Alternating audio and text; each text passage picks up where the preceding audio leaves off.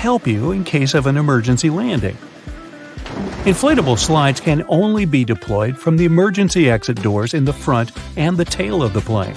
In the middle, the passengers would have to walk right out on the wing and get to the ground from there. But jumping from the plane wing isn't safe because it's just too high. And here's where those little yellow hooks come in handy. The flight attendants tie ropes from the doors and through the loops for the passengers to hold onto. This way, everyone can safely get to the ground without injuries. Now, you want to try to avoid cozying up under airplane blankets. Some airlines only wash them about once a month. Better use your own travel blanket, a scarf, or a jacket. And always remember to wear your shoes while walking around the plane. That carpet on the floor can't and won't be cleaned to perfection between flights. It's just too much time and effort for the cabin crew. The dirtiest place on a plane isn't the bathroom. It's your tray table. It has 8 times more bacteria than an onboard toilet flush button. Now, in case of emergency, oxygen masks only have enough airflow to last for about 15 minutes. Luckily, it's just the amount of time a plane needs to find a suitable landing place or to at least descend to the altitude where people won't need oxygen masks anymore. You may wonder why you're asked to lift your seat back and close your tray table before takeoff and landing, but it's for your own safety. A reclined seat is comfy for you, but it makes it harder for the passenger behind you to get out of their seat, which is crucial in case of an emergency. The lower tray table is the same way, only this time it's you who won't be able to stand up fast enough if anything happens. Besides, the tray table prevents you from assuming the secure position in the event of an emergency landing. This position requires you to bend over in your seat, put your head between your knees, and cover the back of your head with your hands. Imagine doing that while your tray table is open. If you look around the cabin, you'll notice little black or red triangles around the midsection of the plane. These stickers let the flight attendants know where the airplane wings are located so they can immediately look out the right window to see if something is amiss outside. You shouldn't lower the window shades while taking off, taxiing, or landing for 2 reasons. First, the flight attendants must always be able to monitor the situation outside, and open shades help them with that, obviously.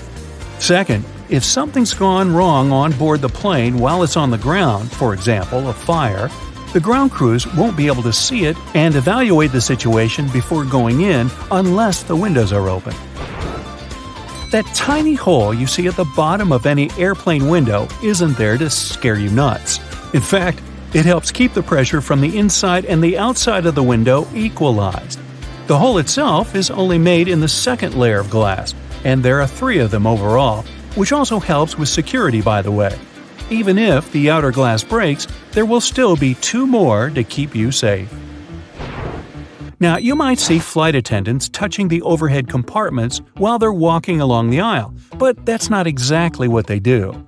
Right beneath the compartments, there's usually a handrail that goes all the way through the cabin, so you can also use this trick to stay firmer on your feet in the aisle. The pilots dim the lights in the cabin during nighttime, not for you to get cozy and sleepy.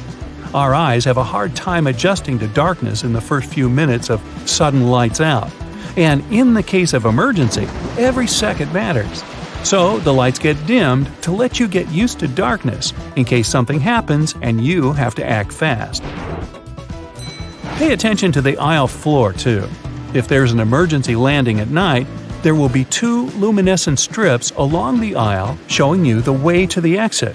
Follow them to get safely out of the plane. Flight attendants also suggest counting the seats between you and the emergency exit once you're seated. This will help you navigate in case there's no other guidance available. If a lightning bolt hits the plane, the passengers won't feel it. The entire aircraft is covered with aluminum coating that conducts electrical current and doesn't let it inside. This protection is tested using a lightning simulator. Airplane windows are round because the air pressure is evenly distributed this way. If the plane's windows were square, strong air currents would accumulate in the corners of the windows, depressurizing the cabin. And that's bad. Don't think you become untouchable if you go to the airplane toilet. The bathroom door can be opened from the outside. There's usually a small latch at the top of the door that allows cabin crew to get you out of there. It's useful for both getting to people doing something suspicious in the bathroom and helping those who don't feel well and, for example, collapsed while in the toilet. Yeah, let's avoid doing that. The plane's wings flash red and green lights at night to show the direction the plane is heading in. A green light is always on the right wing, and a red one is on the left. Aircraft tires are designed to withstand 4 to 5 times more pressure than they actually experience upon landing. The wheel is more likely to break than the tire. Pilots always have different meals. This is necessary to reduce the risk of food poisoning. The flight can still go well if one of the pilots has gone down because of a stale burrito, but not if it's both of them. And try not to both of you eat the fish. Some airlines don't allow pilots to have beards. Facial hair can prevent securely fitting the oxygen mask, and pilots must always remain conscious. The seats are blue in most aircraft because this color soothes people.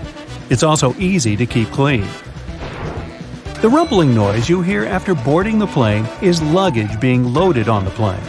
The compartment is right beneath the cabin, so it can sound quite loud sometimes.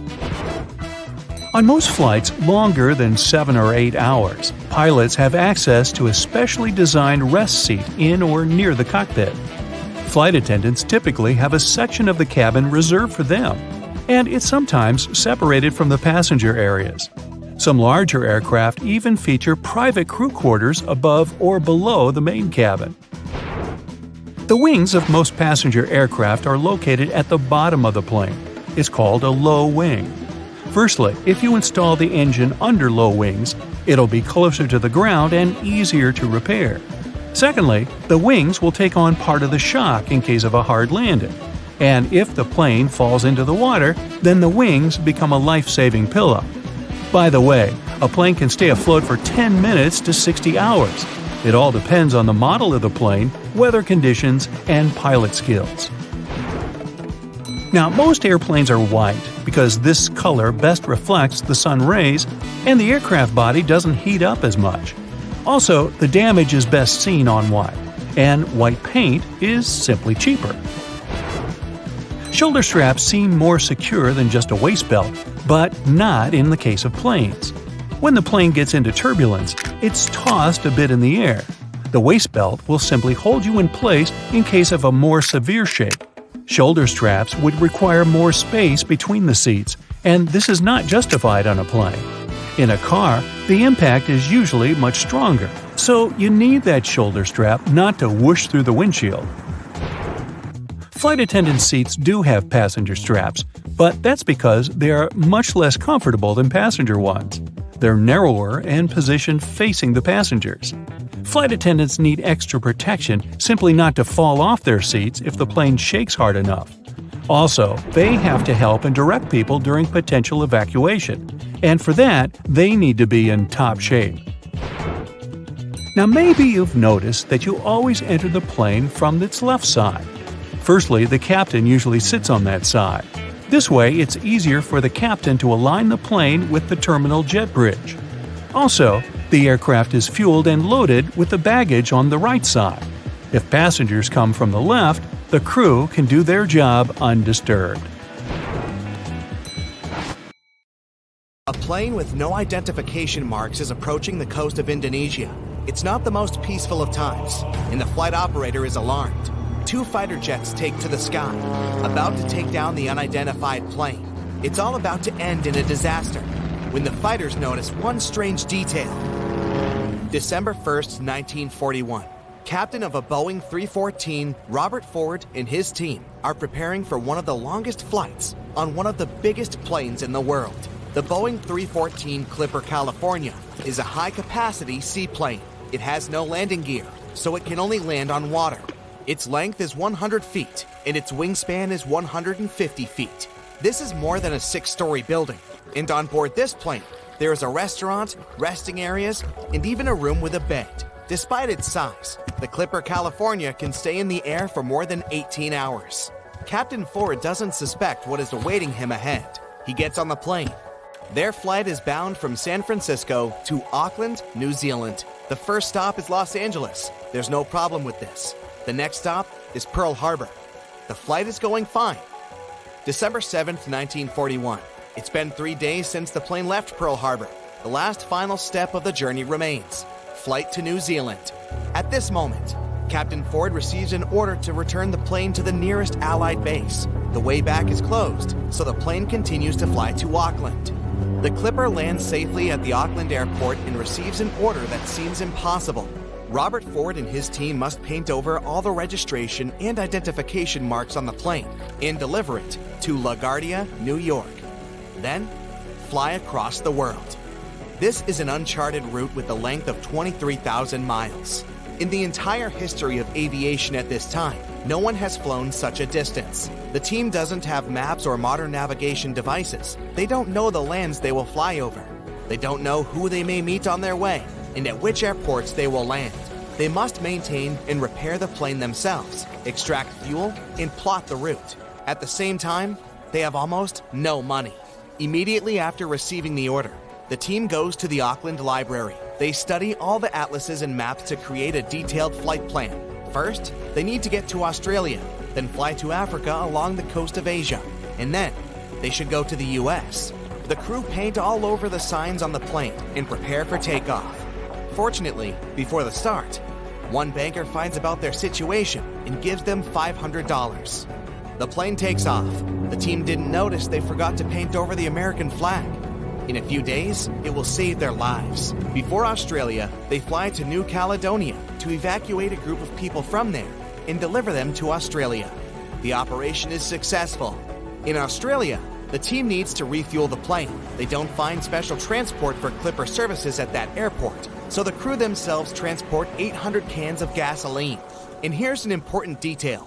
The Boeing 314 doesn't use conventional fuel. It needs to be filled with special high-octane aviation gasoline. Early in the morning, the Clipper takes off and heads to Indonesia. The flight is going fine. They are approaching the airport. Meanwhile, the captain of the base where the Clipper is supposed to land notices an unidentified plane. He doesn't know who's flying it and from where. No one warned him about it. It may be an enemy plane. 2 fighter jets take to the sky. They are approaching the Clipper and don't see any identification marks on its body. The pilots are about to attack, but at that moment, they notice an American flag. If Robert Ford hadn't forgotten to paint it over, then everything would have ended badly for him and his crew. The fighters allow landing. The Clipper lands on the water. A boat floats towards it to meet the plane's crew, but stops. It turns out the plane landed on a place filled with sea mines, so the boat doesn't dare to sail there. The Clipper approaches the port and miraculously avoids contact with mines. Robert Ford and the crew of the plane are well met. They are going too quickly to rest and hit the road. But then, a big problem surfaces. The plane is running out of fuel, and at that naval base, there is only ordinary automobile gas. Nobody knows if the plane engine is going to go with it. It may burn out or stop working altogether, but there's no choice. They fill the tanks with ordinary fuel. Captain decides to take off using the remnants of aviation fuel, and during the flight, they switch to tanks with ordinary gasoline. When this happens, the plane's engine begins to clap and rattle, but after a while, it calms down. The flight continues. For 19 hours, they fly on dangerous fuel. Their next stop is Ceylon. The sky is covered with clouds. The pilot doesn't see the coast in the airport, so he decides to lower the plane below the clouds. They fly at an altitude of 300 feet above the surface of the sea and notice a huge whale ahead. The plane flies closer, and it turns out it's not a whale. It's an enemy ship. The Clipper begins to gain altitude to hide back into the clouds. Finally, they are again surrounded by a white veil. The booms and blasts are heard behind and below the plane. The Clipper's flying with zero visibility for 60 minutes. Finally, the clouds are clearing and they see the port of Ceylon. The team makes a short stopover and proceeds with its journey. As soon as the plane takes off, one of the engines explodes. Fortunately, they didn't have time to fly far from the port, so they successfully landed the plane on the water and repaired the engine. The Clipper continues its mission. Now, Robert Ford's team flies mainly over land. This is very risky, since the aircraft doesn't have landing gear and it can't safely land on solid ground. Finally, they get to the Congo. The team has a great time here, gains strength, rests, and most importantly, gets high-octane aviation gasoline. Things are going great, but there's another ordeal ahead. Now, the aviators will have to make the longest flight in their journey. Their next stop is a port town in Brazil, and the distance to it is 3,500 miles across the ocean. The maximum flight distance of the Boeing is 3,700 miles. Any deviation from the course or a strong headwind can easily prevent the aircraft from reaching the port. Worried, the crew refill the tank and load additional fuel onto the plane. They leave the Congo, taking off along the narrow river. At this moment, the pilot notices the river ends a few miles away with a waterfall. The plane must urgently gain altitude, but it can't. The large amount of additional fuel bears the clipper down. The waterfall is getting closer. In the last seconds, the plane manages to rise to the desired height. But even after the waterfall, Boeing still doesn't get high enough. It hovers right above the rocky coastal cliffs. A slight inclination can lead to a crash. Fortunately, they manage to pass unharmed. The plane rises to the perfect height. During the flight from the Congo to Brazil, the crew broke a new record. It's 23 hours and 35 minutes in the air. The tired crew make a long-awaited landing in the city of Natal. However, the rest doesn't last long. 2 hours later, they take to the air and head to the next stop, an airbase in Panama. January 6, 1942, 5:54 a.m. The already legendary Boeing 314 is approaching LaGuardia, New York. The team can't wait to finish their journey. They contact the dispatch, and he tells them they can't land the plane only after 7 a.m., since the air terminal starts working at this time. For an hour, Robert Ford and his crew are circling in the air. It was probably the longest hour of their lives. Finally, the mission is complete. The Boeing 314 becomes the first passenger plane to make an almost around-the-world trip. This long flight lasted more than a month.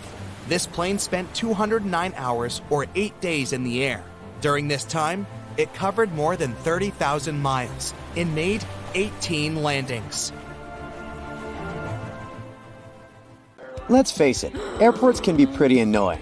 But the most annoying thing about them is probably having to take the laptop out of your backpack and put it in a separate bin while going through the security check. But, of course, they wouldn't make us do those extra moves if there wasn't a good reason for it. Laptops are dense, and X-rays can't penetrate them, so it's easy to hide something dangerous there. If the device is out and on its own in a separate bin, it's easier for the scanners to capture something dangerous. Most airplanes are white.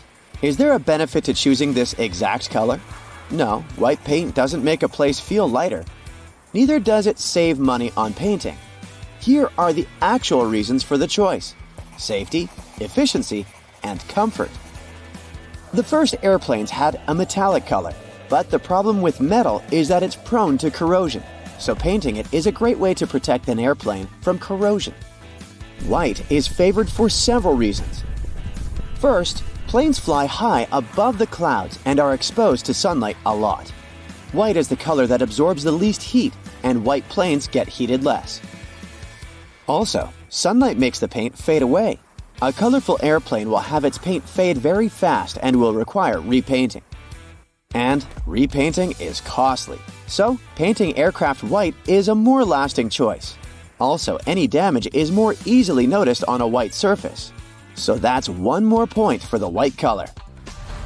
We always board from the left side of the plane, every single time, no exceptions. For some reason, the right side just doesn't seem to be an option. Yes, that's done on purpose. First, the captain usually sits on the left. This way, it's easier for the pilot to align the plane with the terminal jet bridge. Also, aircraft are fueled and loaded with baggage on the right side. Since people board the plane from the left, the crew can do their job undisturbed, and there's no danger to passengers. Consistency with the choice of a side helps to make everything work more effectively. Since everyone always enters from the left, all jet bridges are designed to get attached to the left side of the airplane. If every airplane had the freedom to choose the side, it would create an additional mess for the logistics behind the process.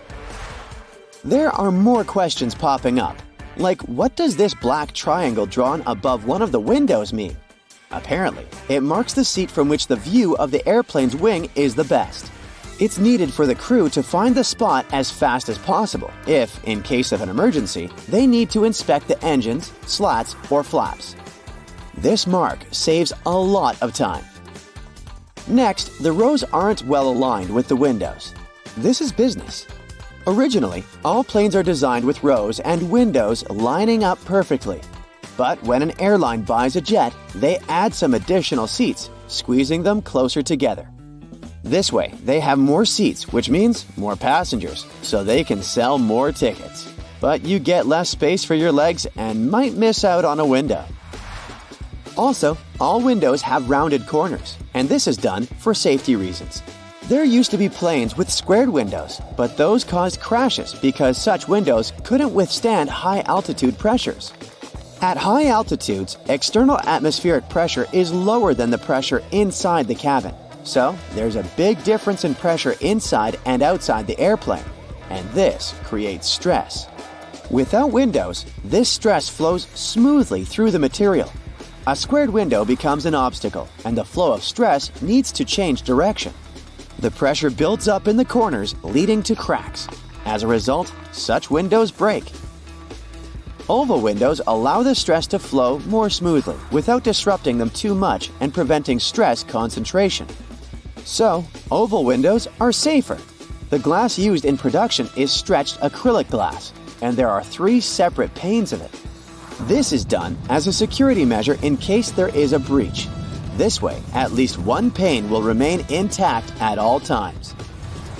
Have you ever noticed those small holes in the windows? The tiny hole is actually only in the pane that's in the middle. Its task is to regulate the huge pressure difference inside and outside the cabin. This way, the outer pane can handle the load.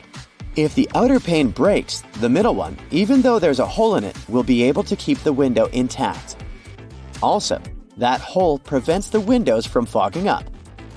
Now, let's say you want to relax and watch a movie. Luckily, there's a pair of headphones. But they're weird.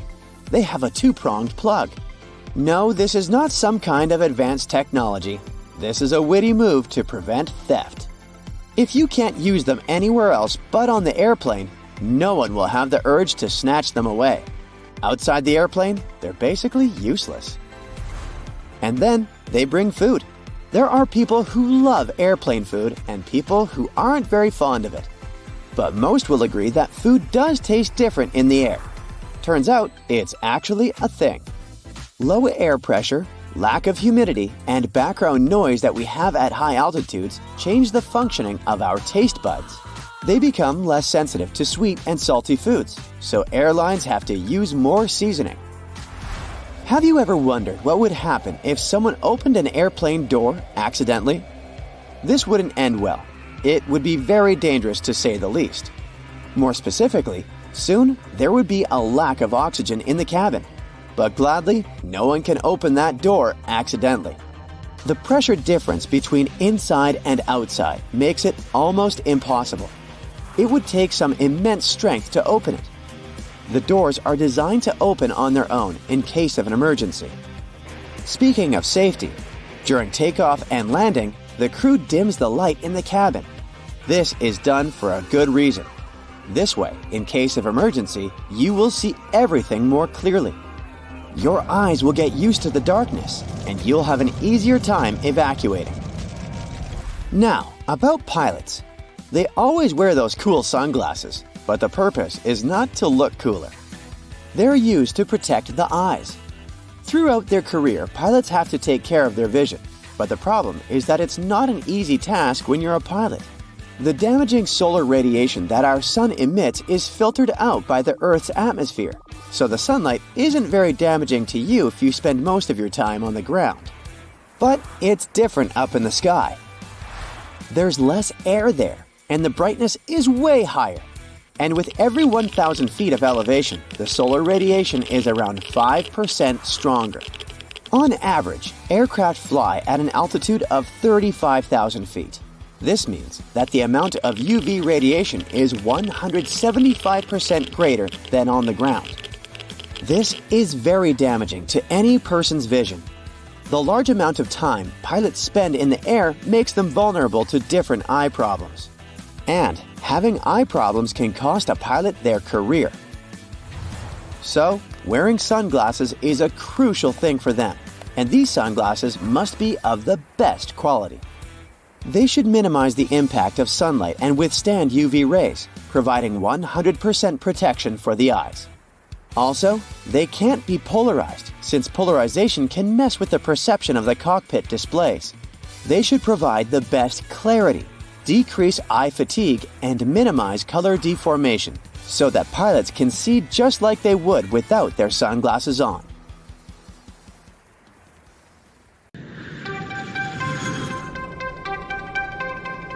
Seat pockets on planes are mostly filled with in-flight magazines, a plane safety guide, and information about the airline.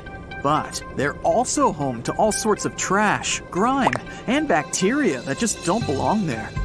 A passenger coughs into a tissue or wipes their runny nose with a handful of them. But instead of immediately getting rid of them, it gets placed into the seat back pocket. Now another passenger comes along on the very next flight, sitting in that same exact seat. With limited space around them, putting some of their belongings into the pockets leads to potentially millions of germs spreading significantly to them. It's no wonder that these seats' back pockets can get so nasty. Everybody puts their trash inside of them. Passengers often leave uneaten candy bars, diapers, apple cores, and nuts. This leaves crumbs and other matters everywhere. All of this trash is taken out before the next flight, but they're rarely ever deeply cleaned. It's all dependent on the airline itself as to how often they'll really clean the plane and wipe everything down properly. The plastic tray tables where we eat and place our things are one of, if not, the dirtiest parts of any airplane. These seatback tray tables that we use can have over 2,000 CFUs, colony-forming units of bacteria, per square inch living on their surface. The ridged texture keeps cups of soda from sliding off the table, also creating tiny mountain ranges where the microbes attach themselves. Sugary sodas and juices that spill onto tray tables throughout flights give bacteria the perfect environment to stay and feed. Bacteria love living on this plastic almost as much as human skin.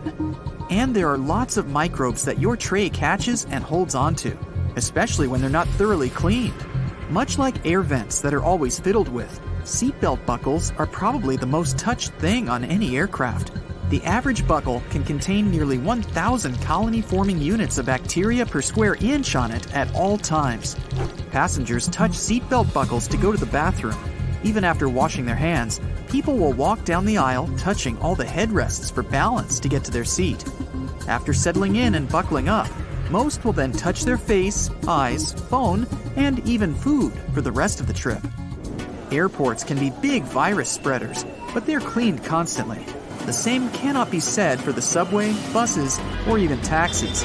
Subway door handles, luggage carts, chairs, seats, and poles are very rarely cleaned and are a breeding ground for all sorts of nasties. New York City's subway system is one of the dirtiest in the world, with a mind-boggling 2 million bacteria colonies per square inch on nearly every surface. Many of these have still yet to be identified. They're that rare. It goes with you everywhere, sometimes even into the bathroom. As a result, cell phones could be up to 10 times dirtier than any toilet seat. E. coli, the bacteria that can give stomach cramps and fevers, can live for hours on warm surfaces like phones. The best solution? Wash your hands thoroughly before touching phones, and make sure that phone gets a good wipe down with a disinfectant. Most people have a smartphone by them day and night, meaning that all the bacteria picked up during the day is transferred to them. Everyone touches the remote control at some point, but it isn't even thought of when cleaning the house. It falls to the floor or gets into the side of the sofa, a warm, dark home for mold and bacteria, where there are lots of crumbs and grime.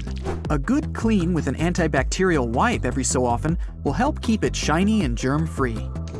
Blowing out candles on a birthday cake can expel a mist of saliva that always lands on the birthday cake frosting. This can lead to some very unhappy birthday parties if someone is sick. Sometimes it's better to skip the candles altogether, or accept the risk that every day is someone's birthday celebration, and a little bit of spit won't always hurt you. A single ATM gets touched by hundreds of people in a day. The chances that at least one of those people touching the buttons is sick and freely spreading the flu or cold is naturally quite high then. The flu, for example, can live up to 2 days on objects. It can even be days after someone has recovered from that virus that it'd still be active and spreadable. ATMs are cleaned, but not all the time. It would be impossible to service every single one in a major city daily. A single dollar bill can be home to thousands of different kinds of bacteria, including the usual suspects like E. coli, staph, and a bacterium that causes acne breakouts. Paper money can reportedly carry more germs than a household toilet, and bills are a hospitable environment for gross microbes. The smaller in value of the bill, the dirtier it will be because it's in circulation more. Money can't be cleaned like a lot of things, but taking it to a bank for new, hopefully cleaner bills is possible. Use hand sanitizer and wash your hands after handling money too, just in case. Grocery store shopping carts can have more bacteria on them than what's ever been found in public restrooms. That includes toilet seats and the flushing handles. Cleansing wipe dispensers have been appearing at many major grocery chains, and some stores even go the extra mile to clean them after the day's through. But these simply aren't enough to keep up with the petri dish that the handles are. With over 100,000 bacteria per square inch, it's nearly impossible to keep them clean. Toothbrush holders hold onto moisture and are rarely cleaned, making them one of the dirtiest things in our homes.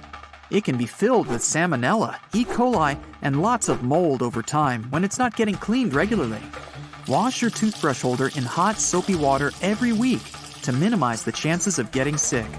Toothbrushes should be changed every 3 to 4 months for a very good reason. It takes a while for the toothbrush to dry. This creates the perfect home for mold and fungus to spread and grow. There can be more than 600 different kinds of bacteria living inside of your mouth. A kiss alone can transfer about 80 million bacteria from one mouth to another. A good brushing routine will have around 1,000 to 100,000 bacteria living on each tooth's surface. But for those that don't brush, bacteria can be up to 100 million or 1 billion bacteria on each tooth. The dirtiest thing in our home can only be one thing: the kitchen sponge. It's wet, absorbent, and food and dirt are rubbed into it all the time. Then we wipe down our kitchen tops just to spread all that grubbiness around some more. Sponges are very hard to keep clean. The best way to keep things sanitary is to replace it when it starts to smell bad. It's no surprise that if the sponges are filthy, then sinks are too. Rinsed fruit, vegetables, prepared raw meat, and dishes needing cleaning all make their way to the kitchen sink. This creates an extremely high breeding ground for E. coli, salmonella, and many other gross things. They'll stick to the sides and drain holes and grow like crazy. Clean sinks before and after each use, and make sure to keep them as dry as possible to prevent any mold growth as well. Restaurant menus and condiment dispensers aren't cleaned nearly as often as they should be. If someone with a cold was using the condiments right before you, this greatly increases the chance of the cold-causing bacteria being on your hands and then your fries. Menus are rarely washed with disinfectants after each use. Customers have been touching quite a few things like chairs, tables, their faces, or hair before they give the menus back. Dog toys need to be cleaned regularly to prevent any bacteria or mold growth from spreading too much. Each time a dog slobbers on a toy, they don't just transfer their mouth bacteria. They've created a sticky, wet place for other germs to live on. There's no way of telling just what their favorite plaything has picked up around the house or yard. Purses and bags could have more bacteria than we really considered. They're regularly placed on dirty floors, bathroom floors, countertops, and out on the street. This exposes them to all sorts of germs, like salmonella, E. coli, mold, and fungus, all the time. Alcohol wipes are very good to carry around in your purse or bag to give them a good wipe down when needed. Drinking fountains are a cesspool of bacteria and germs. Over 2 million bacteria per square inch can be found on the fountain's faucets alone. As they get wet and touched by hundreds of hands, the bacteria and mold begin to grow. If someone has coughed or sneezed near it recently, those particles will cling onto the water. This creates a higher chance of the next person drinking from it catching something. They make plane wings smooth to let air flow easily around their surface and reduce resistance during the flight. So why did they add these convex yellow hooks? They obviously worsen the aerodynamics. Yeah, they do, but they're also necessary for your safety. Imagine a plane making an emergency landing in the open sea. Everything's going well. The aircraft is sliding on the water. Then rescue boats sail to this place to evacuate the passengers. They leave the plane through emergency exits located above the wings. Before the door opens, the escape slide inflates. Passengers need to walk on the wing and go down the slide, but the wing surface is slippery because of water. They might fall and get hurt. To prevent this, the stewards install a rescue rope.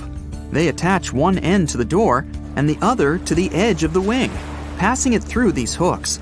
During the evacuation, people hold on to this cable like a railing and don't fall. They can also attach rescue boats to the wing with a rope and these hooks, so the sea won't take people far away from the plane. By the way, the plane can stay on the water for 10 minutes to 60 hours, depending on the model, weather conditions, and the pilot's skills. Both the main and emergency exits have extra handles for crew members. During an evacuation, people may panic and accidentally push the flight attendants off their feet. To avoid a fall, they hold onto these handles. A seat belt on an airplane has a slightly different purpose from that in your car. The one in the vehicle protects you from a horizontal hit. When a plane is going through turbulence, it's shaking up and down. Your waist belt keeps you from hitting the ceiling. Crew members have handcuffs for problem passengers. If someone behaves badly and interferes with the flight attendants have the right to chain them to their seats. To do this, they use police handcuffs or plastic ties. This is the maximum that can be done during the flight. Then they report a rowdy person to the airport and hand them over to the police after landing. During an emergency, oxygen masks drop automatically. They have an extra purpose you might not know about: to equalize the pressure and prevent panic. Air pressure can change because of turbulence. So, among other things, the masks help passengers stay calm. Your seat is your safe haven. That life jacket under it won't let you drown. Also, the seat's surface is made of waterproof material. If water gets into the cabin, the seat will save you from freezing, since it won't get wet. It's also fireproof. The cover can prevent the fire from spreading through the cabin. But more importantly, it can save you from the flames. Of course, you'll most likely never have to use this feature, but it's nice to feel safe, isn't it? You can use the tray table in the seat in front of you like a hammock. Just tie a belt, a blanket, or a towel around the table and stretch your feet out. You might have noticed black triangles on the wall above the seats. For you, as a passenger, they may indicate the seats that have the best view of the wings, where you can take the most beautiful flight photos. But the triangles weren't created for your camera. The crew members monitor the condition of the aircraft through windows under these signs. Suppose the wings freeze, the engine catches fire, or the pilot receives a signal about some problem. In that case, the crew will quickly move to the triangles and assess the situation. And there you are, sitting under the triangle, looking at the wing and thinking, why are the wings located in the lower part of the plane? They could install them above the windows or right in the center. Actually, some planes have them in the middle and higher up, and each location makes sense. The engine and turbines are under the wings. It's much easier to repair them since they're close to the ground. And in case of an emergency landing in the sea, the wings act as a rescue cushion. They help to keep the plane on the water. Empty fuel tanks under the wing can also help the plane stay on the surface. But this position has certain risks. Debris can get into the turbines on the runway. Fortunately, this is unlikely to happen since they carefully clean it. Planes with wings in the middle get the least air resistance. That's why they build fighter jets and supersonic aircraft this way. Big cargo planes have wings in the upper part of the hull. Thanks to it, the aircraft stays close to the ground. It makes it easier to load cargo. Also, it's safer to land on unprepared runways with high wings, since debris won't get into the turbines. The aerodynamics of these planes works better thanks to such wings. They get less air resistance and deliver cargo faster. Oxygen inside the masks is a combination of chemicals.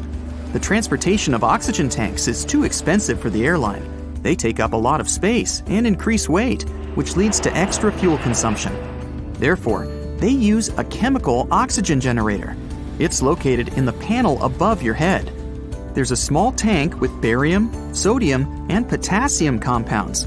They mix and create a hot chemical reaction that releases oxygen and passes it into the mask. Small holes in windows save the glass from breaking. The air pressure inside the aircraft is much stronger than that outside. The difference is so big that the air can just break the glass from the other side. To prevent this, they drill small holes. The air penetrates there and reduces the load on the window. By the way, they have a round shape for the same reason. It's ideal for an equal distribution of air. If they were square or triangular, air streams with moisture would accumulate in the corners. It would lead to destruction. Plus, all water gets dried out thanks to the hole. Windows are made of triple glass. The outer glass takes the pressure. The middle one works like a fuse. The third layer protects the second one from passengers who like to touch it. Technically, the plane could fly with one layer, but it would be dangerous. They also installed extra protection for the wheels. They experience huge loads during landing, but don't worry, they won't burst. The tires can withstand pressure 5 to 7 times bigger than they actually get. See the toilet sign on the door? There's a secret latch under it. Crew members can unlock the door from the outside, so don't expect complete privacy.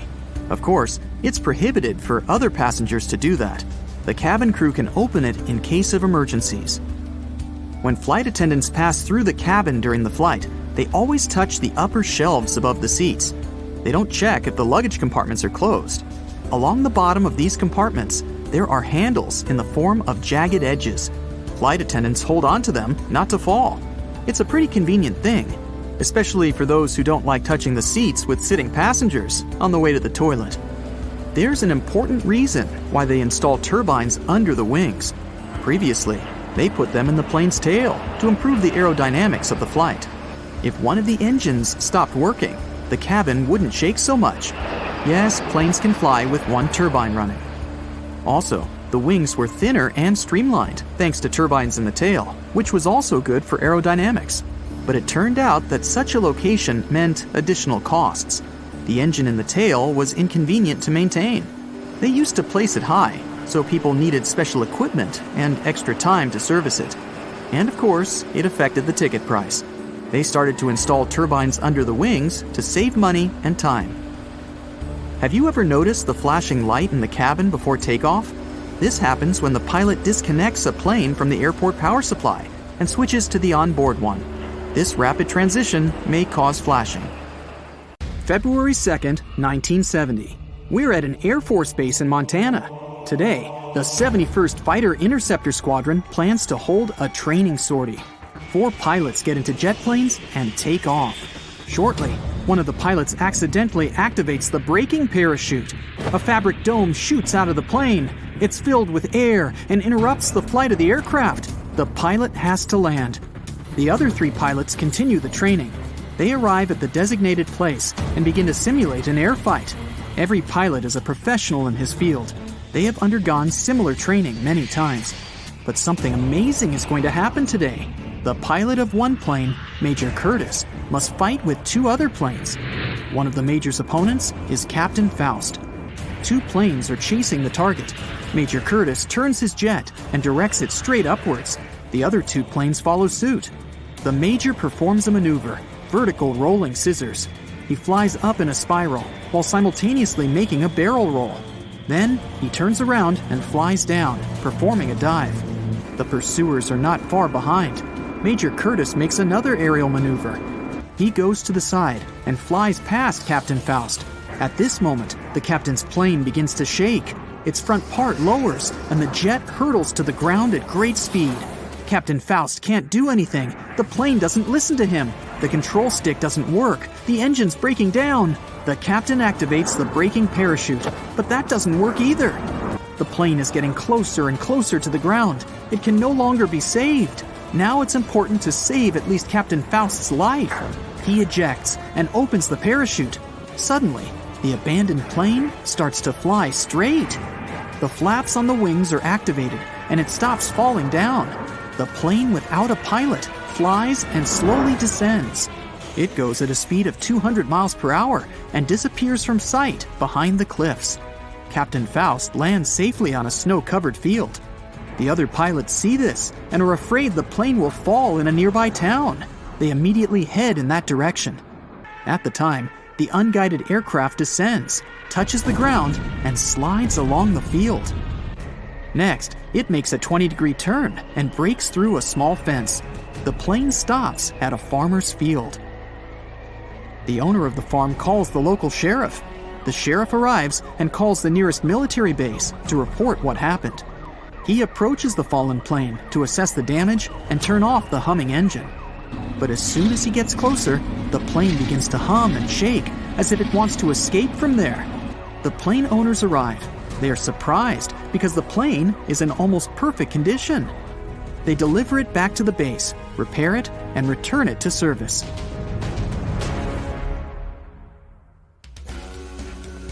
In 2016 in Belgium, a train was traveling without a driver.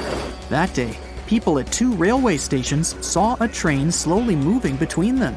It didn't make any stops, brake, or accelerate. It was just slowly riding onwards. Passengers couldn't contact the driver and get out of the vehicle because no one was controlling the train at the time. Panic was rising. People began to say that a ghost train without a driver appeared. But the truth turned out to be not so mysterious. The empty passenger train had been leaving the station according to the schedule when the driver noticed some kind of malfunction. He stopped the train and got out of the cabin to see what happened. But for some reason, the train started again by itself, and the driver didn't have time to jump on it. Fortunately, everything ended well. The driver warned all his colleagues about the runaway train. Everyone was evacuated from the train stations. Then, at some station, one brave driver jumped into the cabin right on the move and stopped the stray train. Speaking of ghost trains, you can see such things in the UK. They pass through railway stations that have long been abandoned. If you get on such a train, you'll probably be the only passenger. Authorities let these trains drive because it's economically profitable for the country. To cancel the route of a ghost train, you need to go through a lot of bureaucratic procedures and spend tons of extra money. So, they travel all over the country and don't bother anyone. Now we go to the ocean to learn about the ship that was drifting for several months without its captain. The ship's called Alta. It was bought by a new owner in 2017 and marked with the flag of Tanzania. Almost all cargo ships are equipped with AIS, Automatic Identification System. That's a navigation system that works on the principle of GPS. All vessels are equipped with AIS, so their movement in the ocean can be tracked. This feature was disabled for the Alta. The ship disappeared from the satellite's eyes and reappeared several times. In 2017, it sailed by Greek port cities. The Alta made 12 stops in 3 such towns in different parts of Greece. Then the AIS signal disappeared. 10 months later, the Alta appeared again on the northern coast of Africa. In September 2018, it was headed to Haiti. During this trip, the ship's engine failed.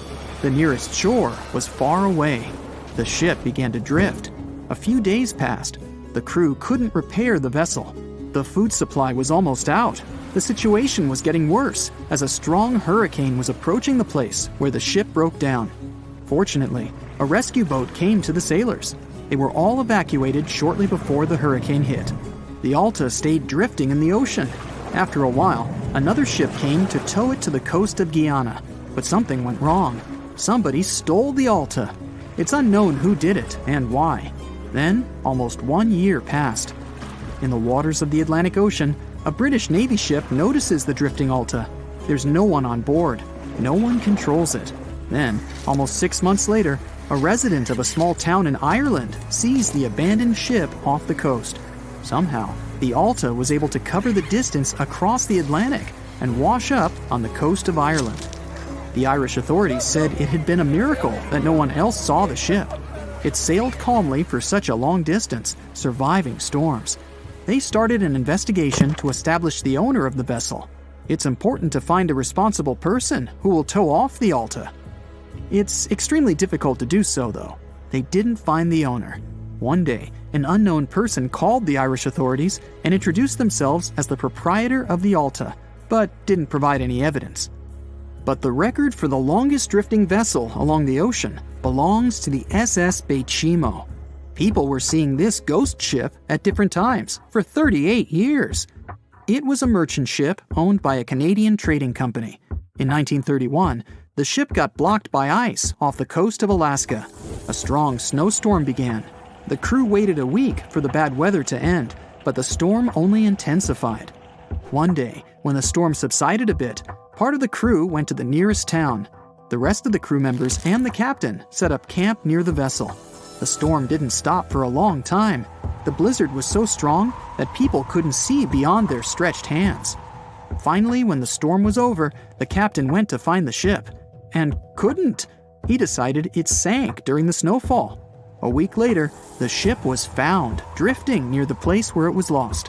Its hull was damaged so badly that it was unsafe to sail on it. The captain decided to abandon the vessel.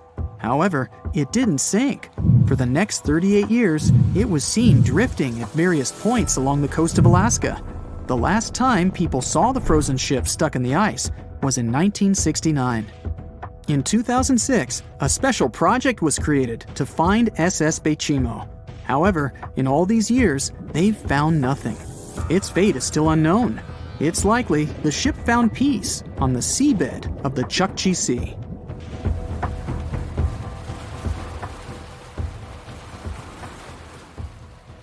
Want to catch a glimpse of what flying might look like in the future? Then you're in the right place.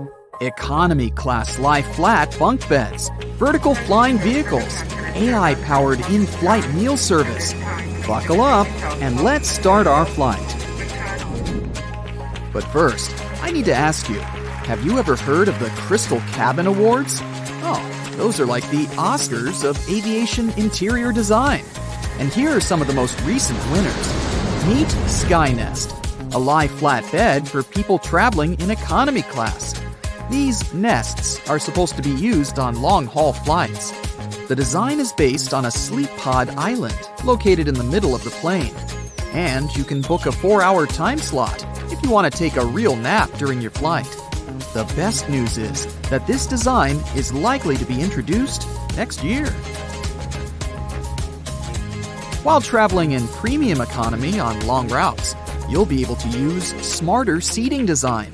It includes wider seats and twin armrests, which means no more fighting for space with your neighbors.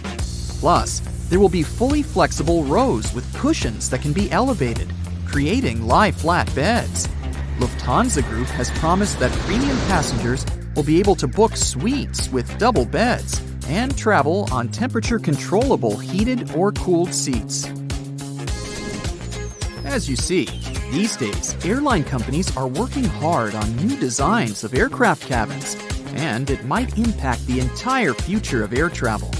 At the moment, they focus on travelers' experience within the walls of the plane. As a result, we have some mind-boggling products. Check out Singapore Airlines first-class suites, or Air France's La Première cabin, which is believed to become one of the best first-class cabins in the skies.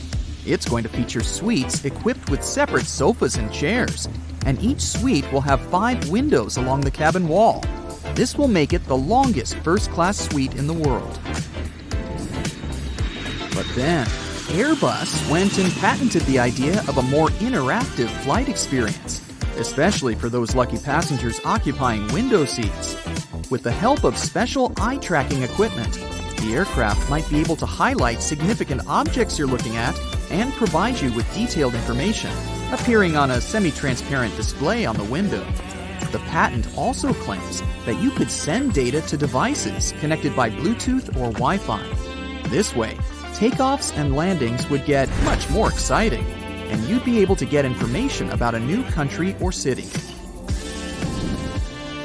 Qatar Airlines, in turn, came up with the idea of Q suites. It looks like this. On the sides, you have individual suites, while the middle part can be transformed. You can choose to have a double suite to travel together with your partner, Or you can have some private space, or even move the walls and turn the place into a quad suite that you can use for a meeting. There might also be some improvements in economy class. They're bound to bring more comfort, especially on a long-haul flight. A company called Zodiac Seats filed a patent based on a zigzag configuration of seats. Look at this aisle, which contains 3 and 4 seats, with each of them facing in the opposite direction. This allows for way more shoulder space than regular seating. Plus, passengers have a lot of leg space.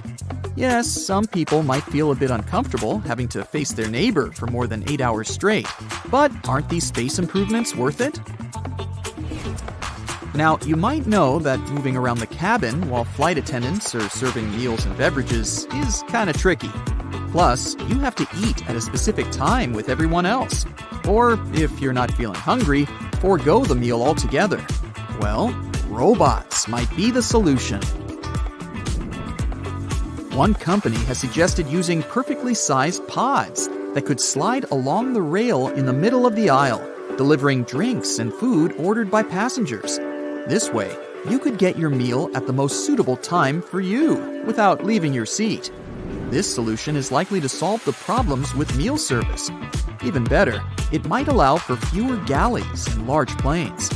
Unfortunately, this idea was filed 60 years ago and hasn't been implemented yet, so maybe it's not as great as it sounds. Another idea connected with in-flight meal service includes using AI. According to its creators, the technology will record what passengers leave on their trays and later use this data to suggest various catering plans on subsequent flights. Now, even though these innovations sound like they're going to make traveling way more comfortable, they're not exactly revolutionary. But look at these innovations: vertical takeoff and landing aircraft. Hyundai Transys's air taxi cabin concept optimizes space and prioritizes your privacy in a shared cabin. If we talk about short flights, there's City Airbus Next Gen. That's an all-electric, vertical takeoff and landing vehicle with 4 seats based on the lift and cruise concept. It can operate within the range of 50 miles and has a cruise speed of 74 miles per hour. Another amazing prospect is passenger aircraft with AI co-pilots, or even pilots. Some experts claim that planes could potentially be flown on a fully automated basis. Not everyone agrees with this idea, though. A skilled pilot is part of a complicated safety system that reduces risks and keeps passengers safe. Pilots have to be navigators, technicians, engineers, and weather experts. On a regular working day, a pilot needs to deal with ground crew, other air crew, cabin crew, air traffic control, and passengers. That's a lot. And don't forget that they need to communicate well, not only in aviation terms, but also on an interpersonal level. Will AI be able to do the same? Time will tell. But let's get back to the boldest ideas about the future of air travel. Some experts think that sometime around 2040, you'll be able to catch a hypersonic plane ride. Lots of people believe that the era of supersonic planes finished in 2003 when the Concorde commercial airplane was decommissioned after decades of being unprofitable. But it seems the situation might change soon. New supersonic aircraft will fly at incredible heights, and their speed is likely to be at least 6 times the speed of any other passenger plane. Traveling from New York to London, in this case, will take less than 2 hours. By comparison, these days, it takes a conventional airplane 8 hours to fly from one of these cities to the other. There is one problem, though. The supersonic plane tickets will cost a lot, and statistically, people tend to prioritize price over speed. So, experts don't think that a lot of people will be eager to pay a few $1,000s to get from London to Sydney in 4 hours. Plus, such planes will need a lot of liquid hydrogen fuel, and at the moment, it's not cheap. By the way, you might not recognize a plane from 2050. These flying machines will keep changing for the next several decades, and the chances are high that, at some moment, windows will start to disappear from airplanes altogether. This way, aircraft will become stronger and better suited for high speeds. Windows make planes heavier, which results in larger fuel consumption. No wonder cargo planes don't have windows. Planes will also become sleeker and will likely be covered with solar panels. There's also a concept of a plane with its cabin made out of transparent polymers. I don't know about you, but I don't think I'd ever board such a plane. Talk about aerophobia. The chances are that in a few decades, we'll see a hypersonic plane with a jet engine that can turn into a rocket that can fly into space. Liquid oxygen would get injected into the exhaust, turning the engine into a rocket. It would help the aircraft reach enormous speeds, and on the way back, the engine would turn into a regular jet engine once again. Tires on the landing gear don't burst because they're designed for a load that's 4 to 5 times as great as they experience during landing. The wheel itself might break, but the tire won't burst. This little tip based on people's psychology can help you choose the fastest line at the airport. If there are several lines at check-in, opt for the left one. It's believed that you will get to the counter more quickly this way. Most people are right-handed and intuitively choose the right side. Your skin usually becomes a bit dry during the flight. This happens because of low humidity levels in the cabin. Bring a good moisturizer with you to keep your skin hydrated on board. Do you know that airplane pilots always eat different meals before a flight? This way, if one of them gets food poisoning, the other will be able to take control of the plane. Airplane tray tables are some of the dirtiest surfaces in the cabin, so make sure to wash your hands frequently. And clean that table with an antibacterial wipe to get rid of all those bacteria living there. If you're sitting in an aisle seat, you can have more space to stretch your legs out. Just push the button on the underside of the outermost armrest. This will move the armrest up, giving you more space for your legs and preventing the armrest from jabbing into your side. Here's a reason why they turn the lights off in the cabin. Passengers need to get used to the darkness in case an emergency landing happens at night.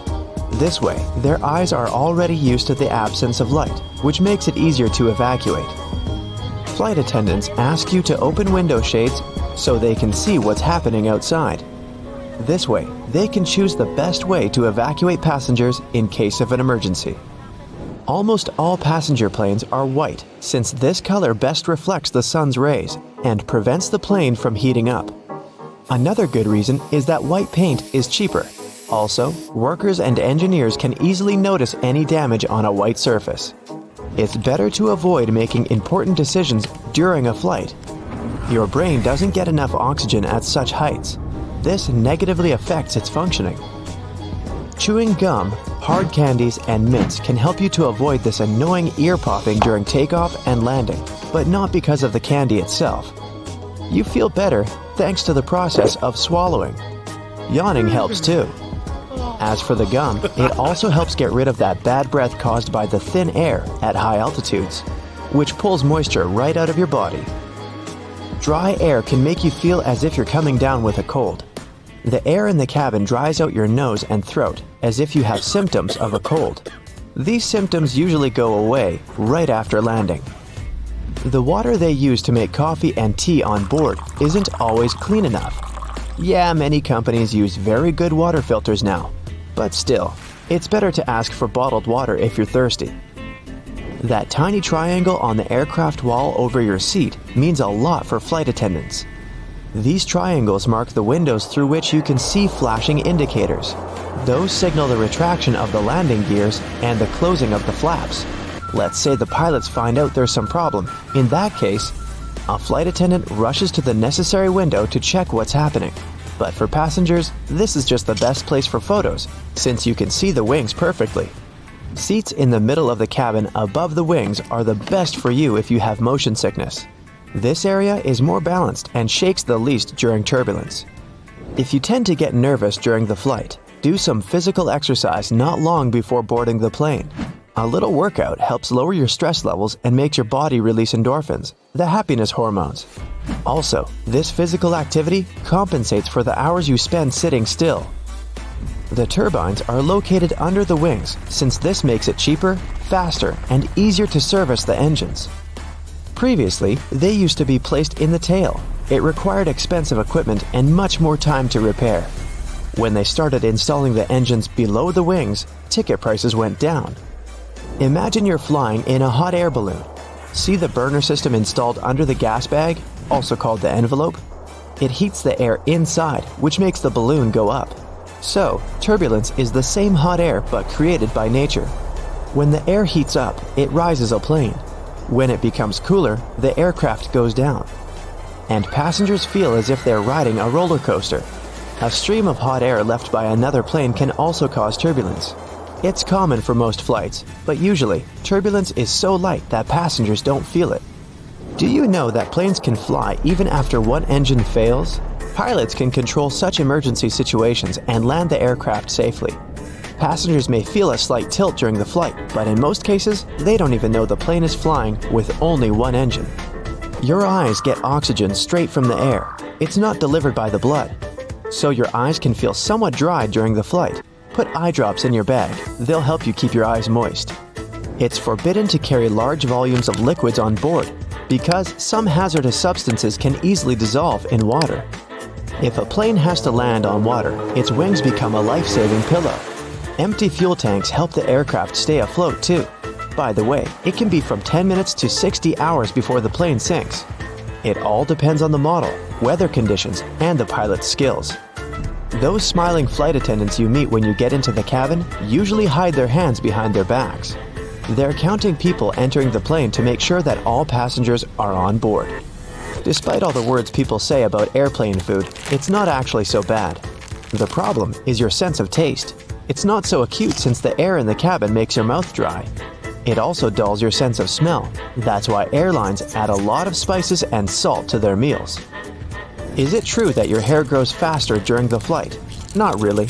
Scientists haven't managed to prove it.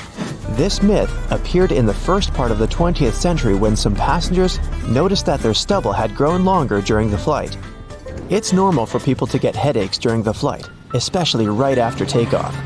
You climb to an altitude higher than Mount Everest within about 10 minutes. These changes happen too fast for your body to adjust. Seatbelts on planes stretch across your stomach to save you from getting slammed against the ceiling in case of turbulence. When it happens, the aircraft starts moving up and down, and your waist belt holds you securely. And seatbelts in cars protect people from horizontal collisions. Airplanes have special protection from lightning. Even if it strikes, passengers won't feel it. Planes are covered with an aluminum coating that conducts electric current, but doesn't let it get inside the plane. Electronics and fuel tanks also have extra protection. Plane seats are so uncomfortable because airlines try to fit the maximum number of passengers on the plane. That's why there's so little space between seats. 2 additional rows means 12 more passengers. Also, companies make airplane seats lighter to save on fuel costs. Even seemingly insignificant extra weight can cost an airline thousands of dollars. And, by the way, your seat has a fire-resistant coating. It's necessary to prevent a fire from spreading in case of an accident. Airport workers transport unclaimed luggage to special centers. If the owner doesn't show up within 3 months, the baggage is put up for sale in specialized stores. You couldn't use your phone on an airplane in the past, since cell phones were really dangerous for navigation. Their radio signals could disrupt the settings in aircraft electronics. Oxygen masks fall down not only during strong turbulence, but also when the air pressure inside the cabin changes dramatically. Passengers are okay if they put on their oxygen masks, but in such cases are considered to be an emergency, and pilots do their best to quickly go down to a safe altitude so that passengers can breathe without oxygen masks. Okay, shocker. Airplanes don't take off with the wind, but actually against it. I'd think that if you take off with the wind, it pushes you forwards and helps you fly faster, but this is wrong.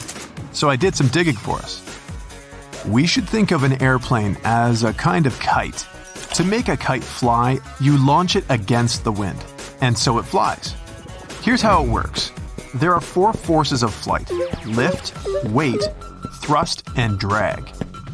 The lifting force is generated because of the differences above and below the kite. Above the kite, the speed of air is higher than below it. So, the pressure below is higher than that of the pressure above, and the kite is pushed forwards. This is the lifting force. There's also an opposing force, the force generated by gravitation that pushes the object down. That one is called weight. The thrust is the force that pushes the object forward. In the case of a kite, it's generated by the string, the wind, and the forward motion you're making. In the case of an airplane, the thrust force is generated by the engines. Finally, drag is the opposing force of thrust. So, to launch a kite into the air, the lifting force must be greater than that of the force of weight. Then, to stay in the air, all four must stay in balance. Lift must be equal to weight, thrust must be equal to drag. The moment the plane takes off, going against the wind helps to generate the needed lifting force faster. Yes, going against the wind does decrease the ground speed of an aircraft, but that's not the speed we need. An airplane flies due to the speed of air flowing over the wings. This airflow isn't generated by the plane's engines, but by the wind. And the higher the airflow, the higher the lift. Going against the wind increases the flow of air over the aircraft's wings, giving it an additional lift and allowing it to achieve a higher altitude in less time, because it takes off at a greater angle. The same works for landing. Landing against the wind lets a pilot to descend at a shorter distance in a shorter time. The airflow and the lifting force are the things that are responsible for turbulence. The direction and speed of the wind, and therefore the airflow, isn't constant over time. Sometimes it changes pretty quickly, like 100 times per second. So one moment there's more lift, and the other moment there's less lift, and then the plane is shaking. This is called the turbulence zone. It's not dangerous at all, it just means that you fly through the zone of a highly constant wind, and that's all. So if a pilot is given the option of how to take off, they'd pick to take off into the wind. It's not always the case, and it's not a problem taking off with the wind, but going into it helps a lot. Many airports are designed so that most runways are taking the direction opposing the most typical wind direction of the area. Also, taking off and landing are the most dangerous stages of any flight. That's because the pilot has less time and space to react to any occurring problems. In the air, even if both engines stopped working, a plane won't just start falling.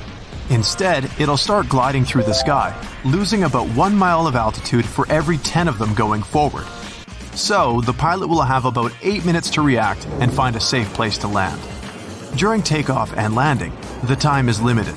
If an engine fails, the pilot will have seconds to decide if they should still take off and deal with the problems in the air or cancel the flight.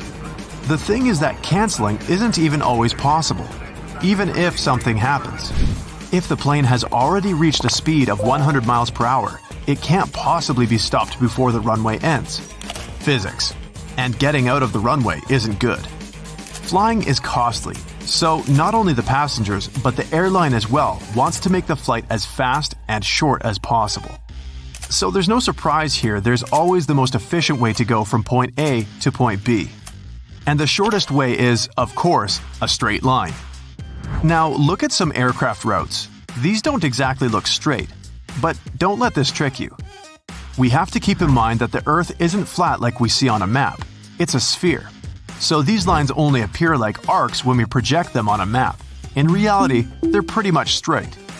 If there's an efficient way, this means that every airline and every plane wants to fly this way. But there are hundreds of planes going from North America to Europe every day, and many go at the same time. Turns out, the air highway is pretty busy. So how come the planes never collide? That's because before a flight starts, the crew make a strict flight plan that is uploaded to the aircraft's computer, and that pilot will have to follow. To be completely honest, there are several of them, just to have options if something goes wrong. What helps to avoid any colliding is that the airspace is three-dimensional, and the planes don't only fly in several lines as cars, but also at different altitudes. Air traffic is managed by dispatchers who watch for planes and control that they don't get closer to each other than 3 miles. There's also flight level regulations. All the westbound flights fly at even-numbered altitudes, like for example 34,000 feet or 36,000 feet. And all eastbound flights fly at odd-number altitudes, like 35,000 feet and 37,000 feet. This means that there's a couple of thousand feet between the planes flying in the same direction. To share the sky safely, each aircraft has to follow their own airway that even has a specific name. There are also some parts of the air that are especially busy, having remarkably high traffic because many planes fly there every minute. So, whenever an aircraft enters a busy zone, it has to stick to a very specific route. So, usually, commercial aircrafts fly on the altitude between 31,000 and 38,000 feet. This altitude is reached within the first 10 minutes of the flight. So, why so high? With height, the air gets thinner, so the plane faces less resistance and can fly faster and burn less fuel. Another reason that they fly so high is that the plane avoids most of the weather patterns that usually happen way lower. High winds and rain happen in the troposphere, the atmospheric layer that is closest to the ground. Planes fly just a little bit above, but already in the next layer, the stratosphere. Since most of the weather phenomena are avoided, the flight is smoother and there's less turbulence. But then, why don't they fly even higher? Remember the force of weight that pushes the object down. An aircraft is very heavy, and the more you weigh, the harder it is to get higher, because the force is stronger. To push it even higher, more fuel will be needed, and that's inefficient. Also, the oxygen becomes too sparse to fuel the engines, so the planes usually fly the most efficient way, high enough to avoid the weather patterns, but not much higher so that they don't spend too much fuel. If you've ever flown, you've probably noticed those little holes on the windows. An airplane window has 3 panes of plexiglass. That tiny hole is only in the one that's in the middle. It exists to regulate the huge pressure difference inside and outside the cabin. This way, the outer plane can handle the load. If the outer pane breaks, the middle one will keep the window intact. Also, that hole also keeps the windows from fogging up. Have you noticed that whenever you enter the plane, you enter it from the left side? It's not random. Firstly, the captain usually sits on the left side of the airplane cabin, so it's easier for the captain to align the plane with the terminal jet bridge from that side. Also, the aircraft is fueled and loaded with the baggage on the right side. With passengers loading the plane from the left side, the crew can do their job undisturbed. Each airplane carrying over 19 passengers must have a crash axe. You will see it installed as a firefighting device. That way, if there's an electrical fire, crew members can cut away the cockpit or some other panels. The pilots can actually break the windscreen if something bad happens and people need to evacuate. Passenger planes are mostly white to protect them from solar radiation and its effects. Aircrafts need to remain cool at airports in particularly hot countries, while passengers are going in or out. Brilliant white paint can bounce the sunlight back. It also protects some parts of the plane that are made of composite materials, and prevents their damage since there's higher ultraviolet radiation at high altitudes. Commercial planes must get to speeds of at least 155 miles per hour to achieve stability and safety at takeoff. Some smaller planes can sustain altitude even at speeds of 30 miles per hour. But when speeds are that low, the plane can easily get destabilized and could even fail the takeoff. The white trails that planes leave behind, also known as contrails, are created because of water vapor. Vapor is produced during the combustion of fuel in plane engines. When the plane reaches its cruising altitude of 32,800 feet, temperatures get quite low, about -67 degrees Fahrenheit. It's really cold. So, the water turns into particles of ice.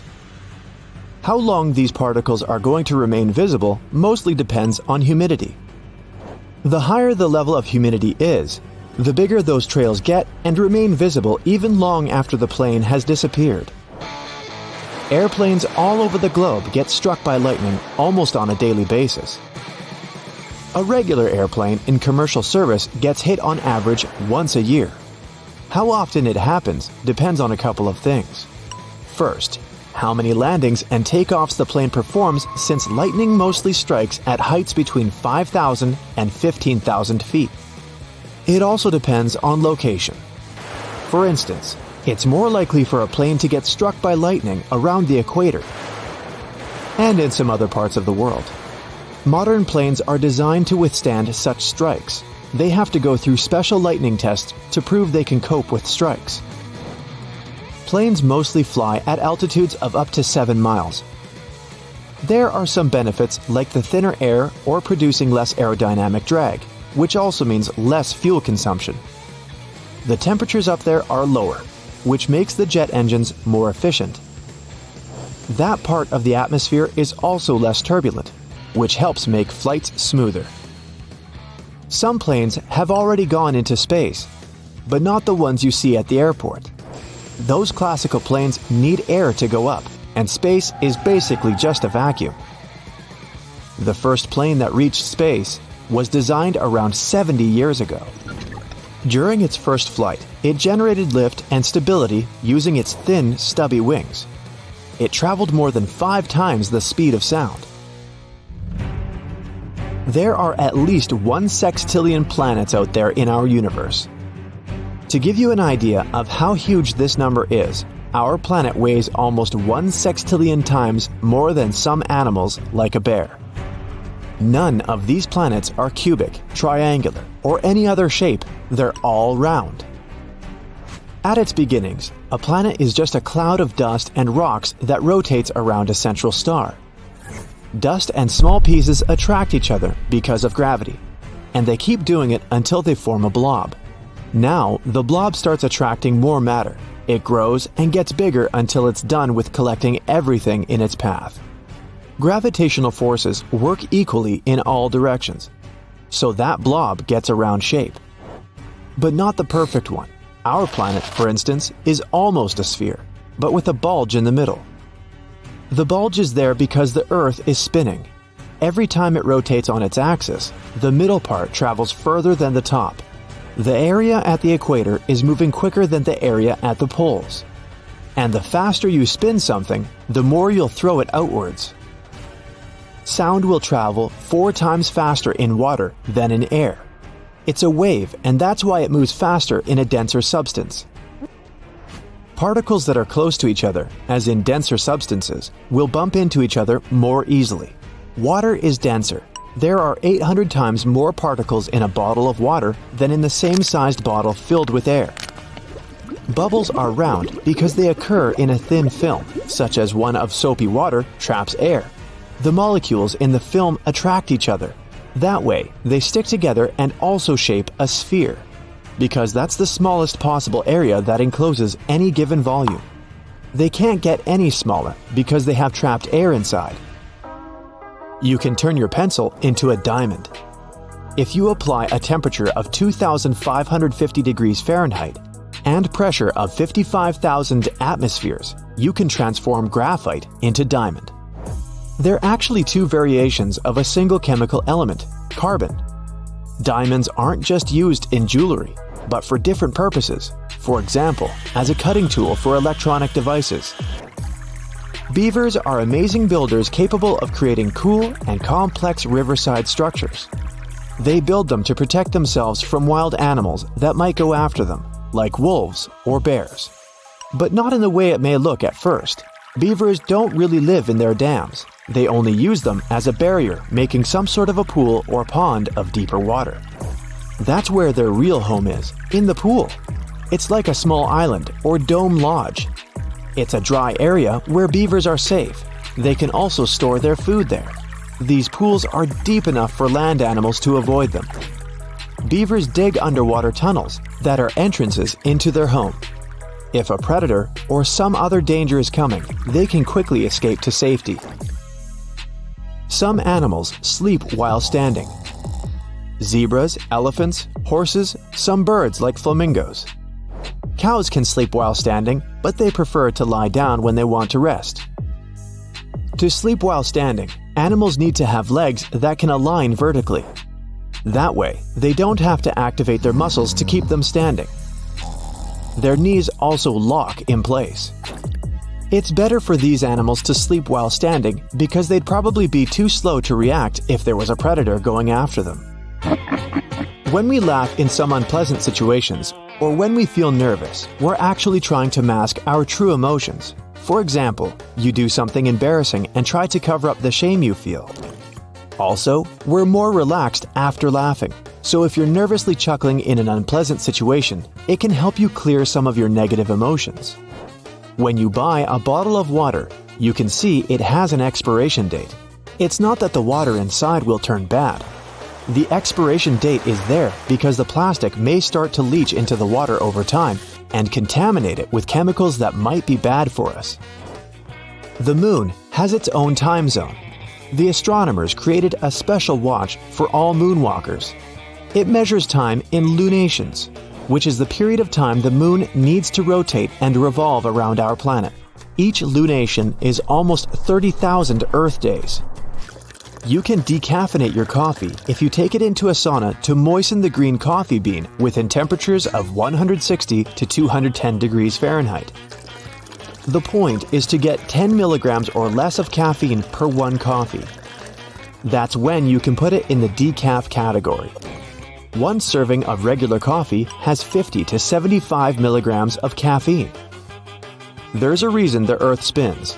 Our solar system formed 4.5 billion years ago. There was a raging cloud of dust and gas. Molecules and atoms in that cloud had a tendency to rotate in a certain direction. That same cloud collapsed under gravitational forces. Gravity magnified its initial rotation and then flattened it out into a disk. Our planet formed within that disk, and now it's spinning because of that old pattern of its parent cloud.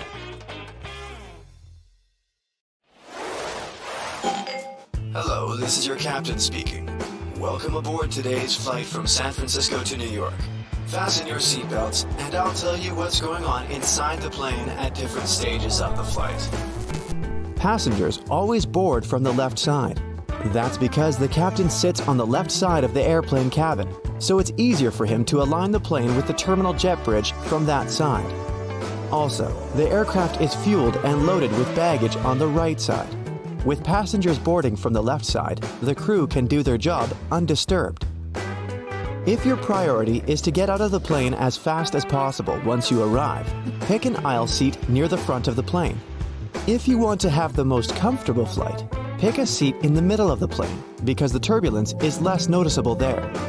An even better option in terms of comfort would be those seats by the emergency exit. They have more legroom and you can stretch. If you want the safest seats on the plane, your best option is the back of it. Once you're seated, take your time to spot the nearest emergency exits.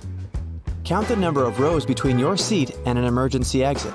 It can save your life in case you have to leave the plane quickly. You'll manage to find the exit easily, even if everything around is dark or if you're blinded. You'll find it just by touching the seats and passing the number of rows you counted in advance. Boarding completed. Time to get ready for takeoff. Cabin crew are walking down the aisles to make sure all passengers are following their instructions. Okay, everyone has their seatbelts fastened and window blinds open. There's no one in the bathroom and the runway is all clear. Why aren't we still moving? We can go! Turns out, the aircraft must wait for a while. It's all about safety. When a plane takes off, it activates two powerful forces. One is jet wash, a fast-moving gas so strong it can easily flip a car, so no one can be near the plane. Another force is wingtip vortices that are the result of the wind generating the plane lift. These powerful rotating forces go from both wings and stay in the air for about 3 minutes after an aircraft takes off.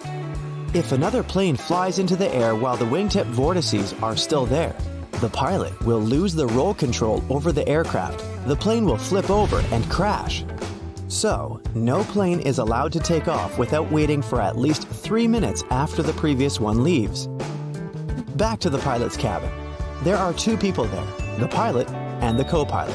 In case something happens to the first pilot, the co-pilot can take over. Both pilots eat different food to reduce the risk of them both feeling unwell. While the first pilot controls and adjusts the autopilot, the second one monitors the controls or communicates with the control tower. Also, there are checklists for safety standards to be satisfied at different stages of the route.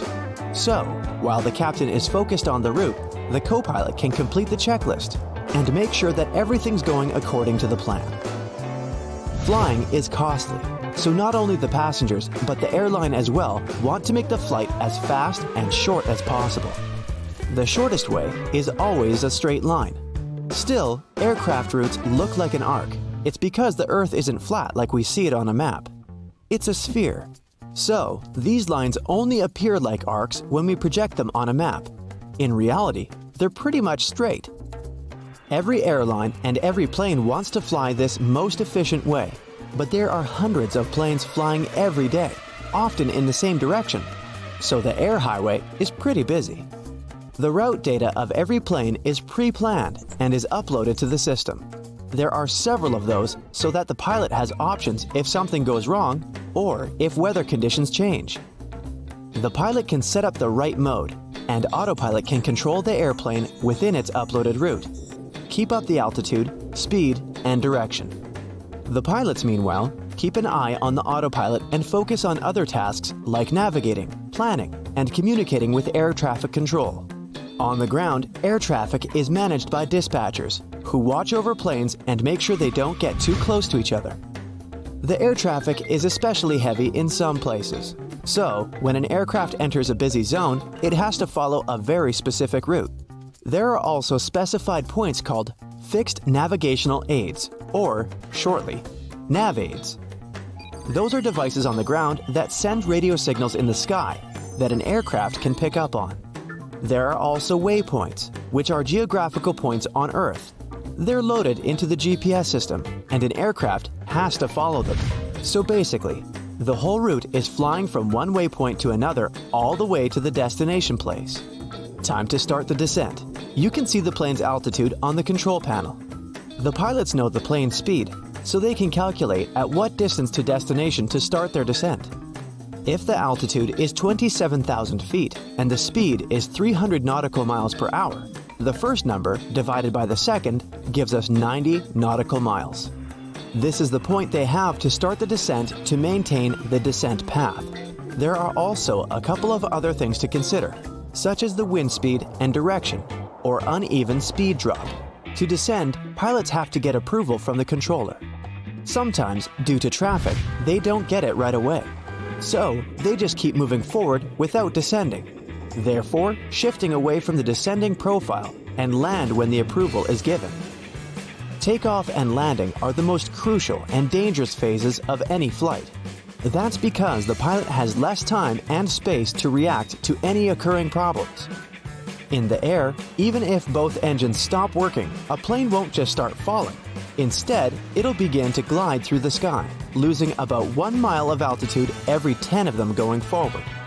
So, the pilot will have about 8 minutes to react and find a safe place to land.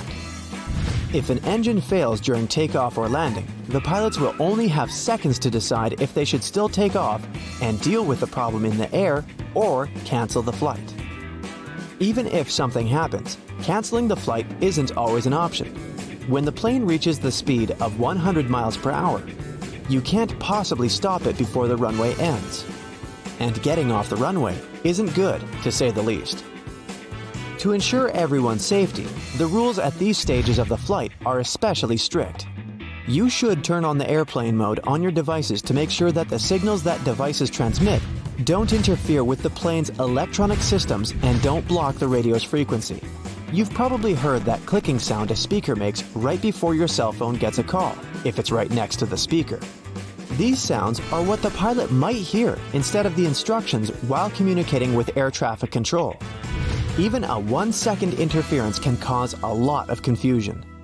Just some certain types of cell phones can cause this problem, and if it's a combination of factors, the cell phone type, how far away it is from the cabin, and how many cell phones aren't in airplane mode. The cabin crew can't find out which of the passengers didn't put their phone into airplane mode, but the pilots will always know when many people didn't do it. You should keep your window blind open during takeoff and landing for safety reasons as well. This way, your eyes get used to the light or the darkness outside. In case of an emergency, during these risky stages of the flight, people who are comfortable with the natural light will react and evacuate faster, which is crucially important when every second matters. For the very same reason, the lights are dimmed in the airplane. This way, the light will be closest to the light outside the aircraft. Another reason is that if the window blinds are open, people from the outside can see what's going on in the plane. For example, they can see if there's a fire inside and where exactly it is. This way, they can plan the evacuation better.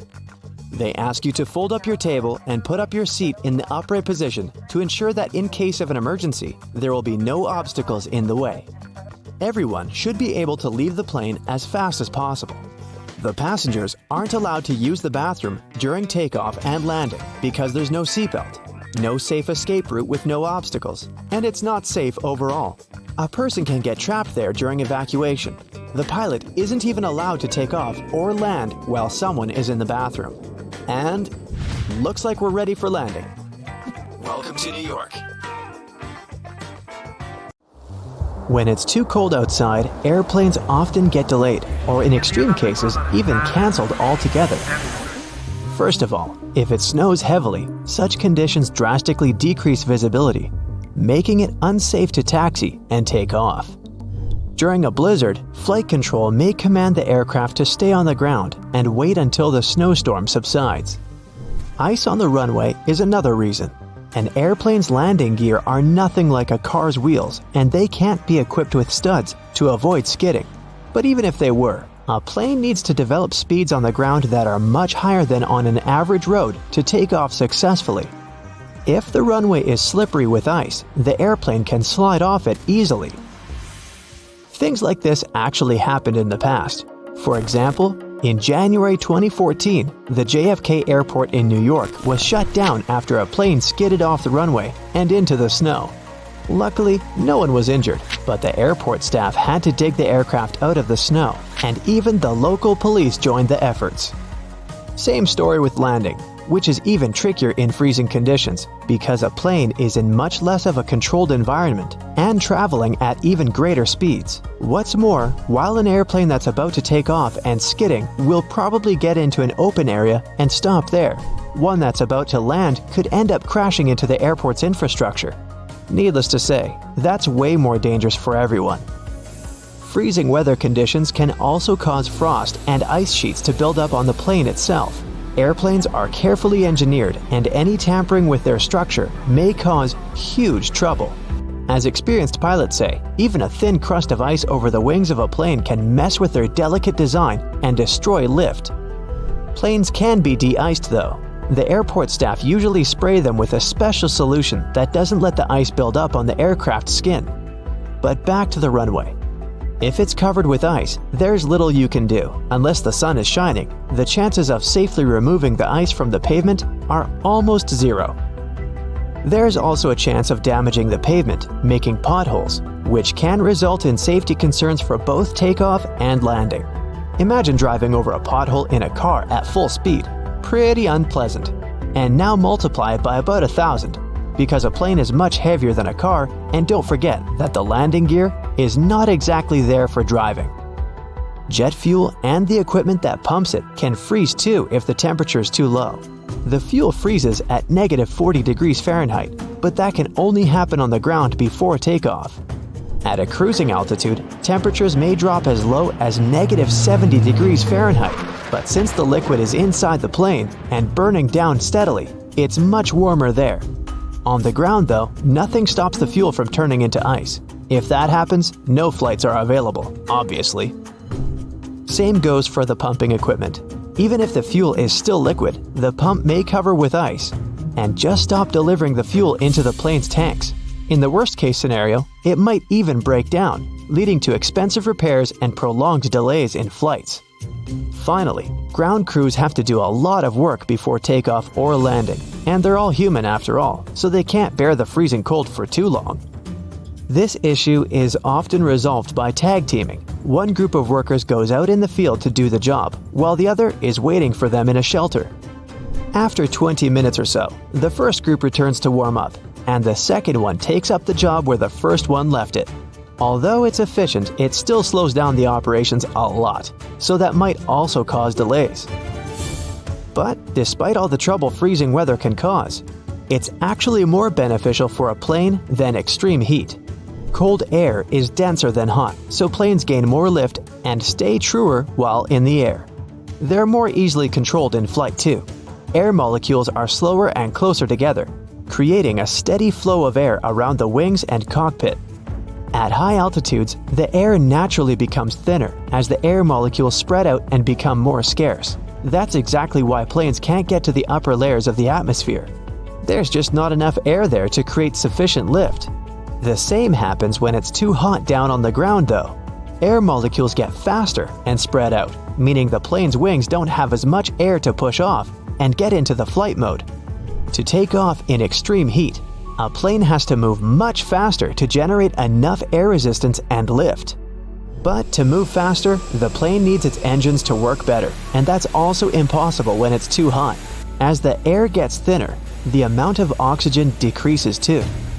And jet engines use oxygen in the atmosphere for combustion. When they lack this crucial element, they can't convert enough energy into thrust, meaning slower acceleration and worse energy output overall.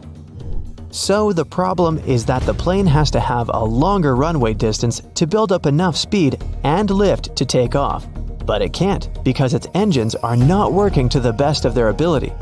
This usually doesn't cause trouble, but only up to a point. When the temperatures on the ground level reaches about 120 degrees Fahrenheit, some flights can get cancelled because it's simply dangerous for them to try and take off.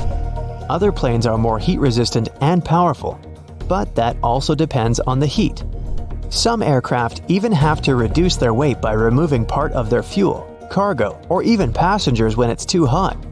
Lighter load means better acceleration before takeoff, and it doesn't help to avoid cancellations, but it also means planes aren't working to their full capacity. The average cruising altitude for an airplane is about 35,000 feet. They don't technically need to be so high up, but that altitude gives the best speed and efficiency. Air gets thinner at higher altitudes, which means less wind resistance, but less lift. For most commercial aircraft, the area between 30,000 and 40,000 feet is the sweet spot where the two factors balance out. You probably still aren't using a laptop from 1999, and your computer isn't flying at close to the speed of sound. Fortunately, planes have a much longer lifespan than computers. There are airliners from the early 1970s that are still just fine.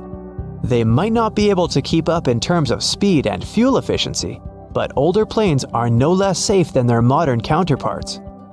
Contrails, those white trails airplanes leave behind them at high altitudes, are easily mistaken for engine exhaust, but most are nothing more than water vapor. During a flight, moisture in the air collects in the engines before being vented with the exhaust. The hot, wet air leaving the engines mixes with the cool, dry air found at high altitudes, resulting in long, thin lines of vapor. Humidity determines when contrails form and how long they remain visible. Ever notice the numbers on the end of a runway? They're actually used to show the pilot which direction the plane is facing. For example, the number 36 is short for a heading of 360 degrees or due north. Along with numbers, the letters R and L indicate if the nearest runway is to the right or left. The lights on the tips of a plane's wings are called position lights or navigation lights, and they're used during times of reduced visibility. They help planes to see each other in the dark and can also tell pilots what direction an aircraft is traveling. The red light marks the tip of the left wing, while the green light is on the right. The third light is white and found on or near the tail. It might seem odd that the flight crew cares whether your window shades are up or down. The main reason is so that the passenger's eyes can adjust to the outside light. Mostly, it's just a matter of getting people on and off quickly. But in an emergency, the last thing they want is people stopping to blink before they evacuate the plane. The plane rumbles into life and is soon roaring down the runway. You look out the window and your heart is racing. How exciting to be going on a holiday, finally. It's only once you're above the clouds at 35,000 feet that you get up for a stretch. You look down the aisle and notice that the cockpit door is open. To your growing horror, you notice that it's completely empty. The pilot's either napping somewhere, gone for a comfort break, or there's no one flying this thing. You ask the flight attendant, who tells you the truth. The plane is fully automatic, and there's nothing you can do. Self-flying planes are no longer the stuff of science fiction. They're already here. Many companies say pilotless passenger flights are simply a case of not if, but when. The issue is convincing the general public that they're safe. Some don't realize that once the seatbelt sign has been switched off, your typical passenger jet is likely flying by itself already. The autopilot can even climb, descend, and turn as instructed.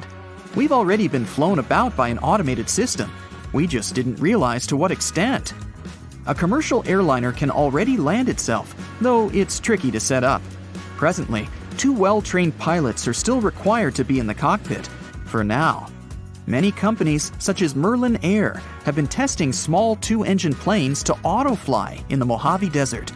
Airbus performed its first fully automated takeoff in December 2019, though there were 2 pilots in the cockpit, just in case. Some companies are developing hardware and software to retrofit older planes. The aim is to replicate everything a pilot can do via a set of computer systems. The barrier, they say, is human rather than technical. Old-fashioned lack of trust. The technical term for fear of flying is called aviophobia. It affects millions of people, up to 40% of all flyers.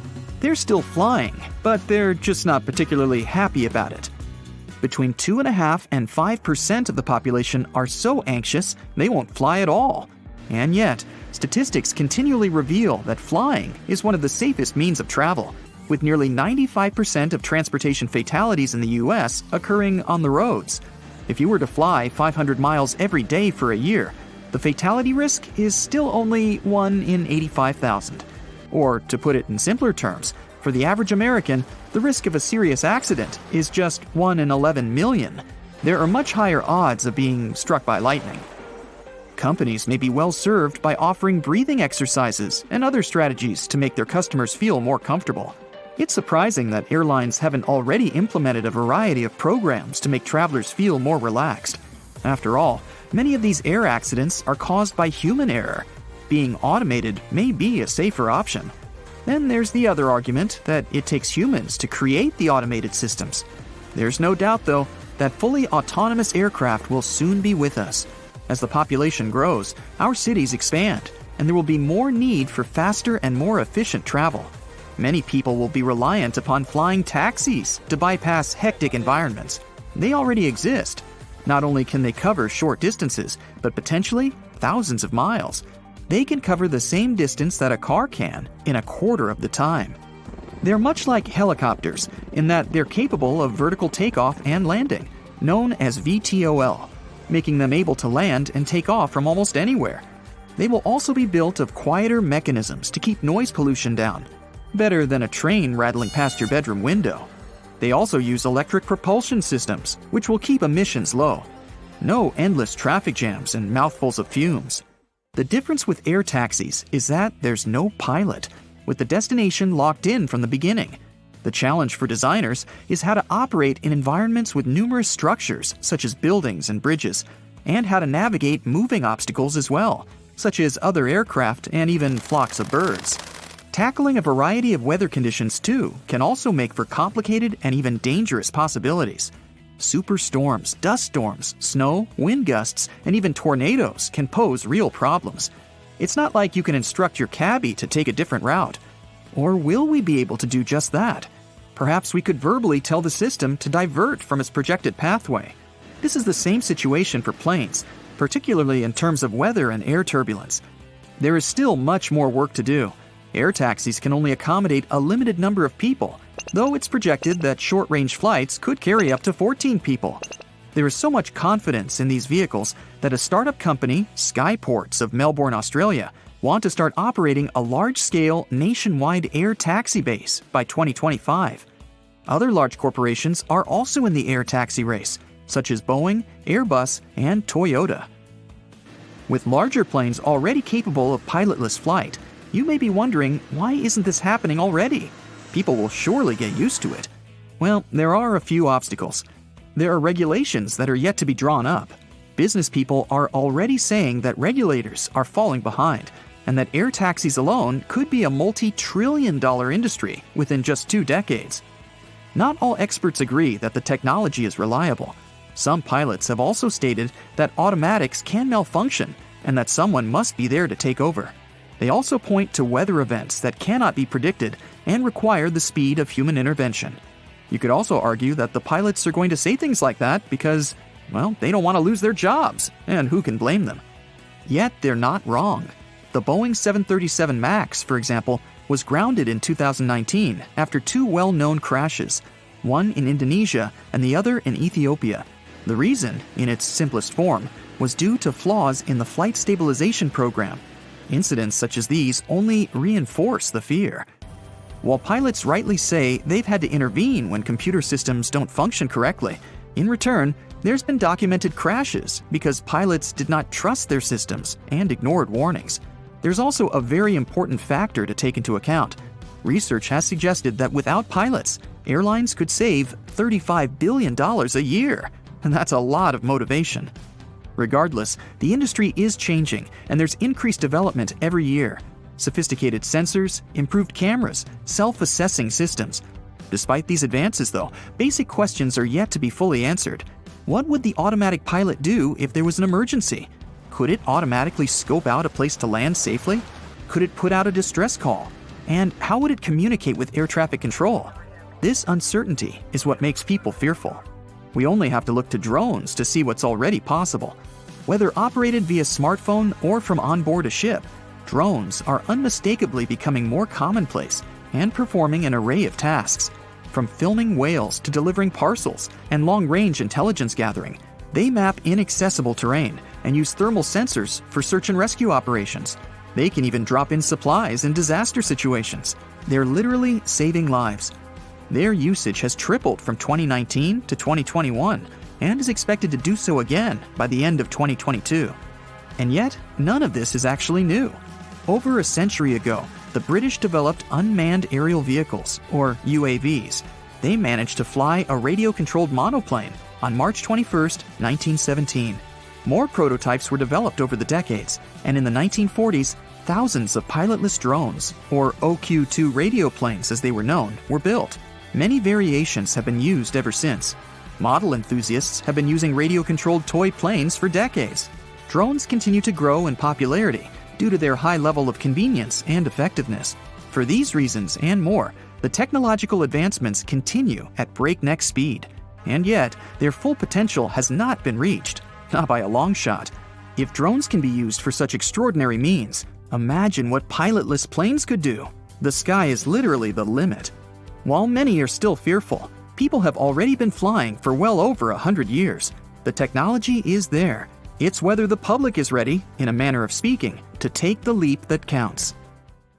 The Himalayas have some of the highest peaks in the world, including Mount Everest. But it's no surprise airplanes find it difficult to navigate the area. But why are commercial airplanes actually banned from flying there? For starters, these mountains have an average height of more than 20,000 feet. Mount Everest, the highest mountain in the entire world, stands at 29,037 feet high above sea level. The area is rough, filled with snow, and has almost no flat surfaces. In case of sudden cabin depressurization, it would be really difficult to perform an emergency landing, since there's literally no flat area there. More so, the low oxygen environment at such an altitude means there's likely to be a lot of turbulence.